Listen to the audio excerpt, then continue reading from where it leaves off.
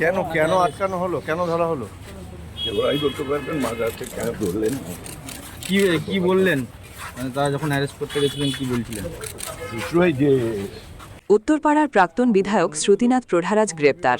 আইন অমান্য আন্দোলনে অশান্তির অভিযোগে উত্তরপাড়ার প্রাক্তন বিধায়ক তথা সিপিআইএম নেতা শ্রুতিনাথ প্রধারাজকে গ্রেপ্তার করল পুলিশ। তার সঙ্গে আরও 2 সিপিআইএম কর্মীকেও গ্রেপ্তার করা হয়েছে।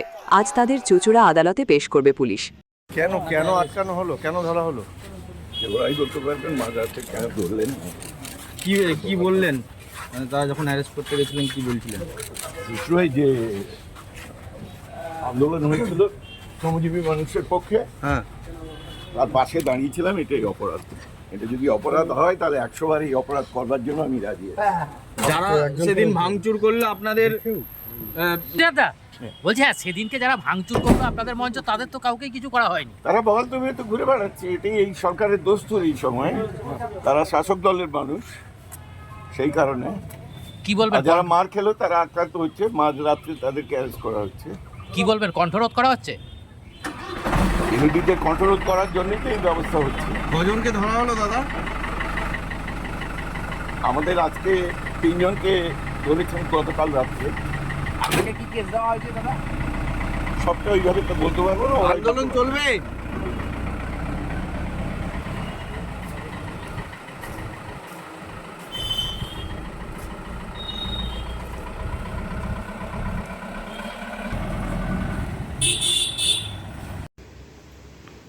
গতকাল রাতে উত্তরপাড়ার মার্ক্সবাদী কমিউনিস্ট পার্টির প্রাক্তন বিধায়ক শ্রুতিনাথ প্রধারাজকে চুঁচুড়া থানার পুলিশ গ্রেপ্তার করে।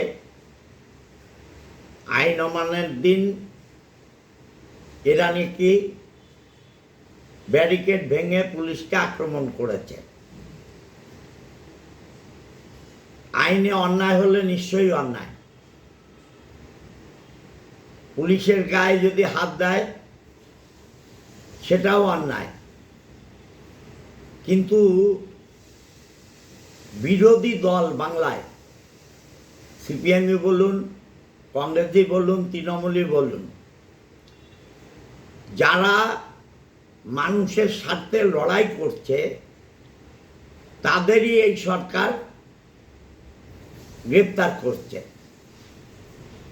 সিপিএমের ওই দিন একটা সভাস্থল বিরাটভাবে ভাঙচুর হলো। যারা ভাঙচুর করলো তাদের তো কেউ অ্যারেস্ট হলো না।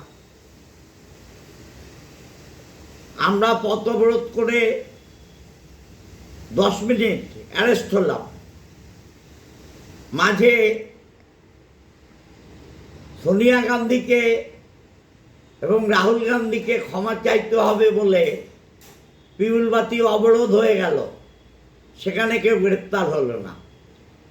এই দুমুখ নীতি পুলিশের এ অত্যন্ত ভয়ঙ্কর।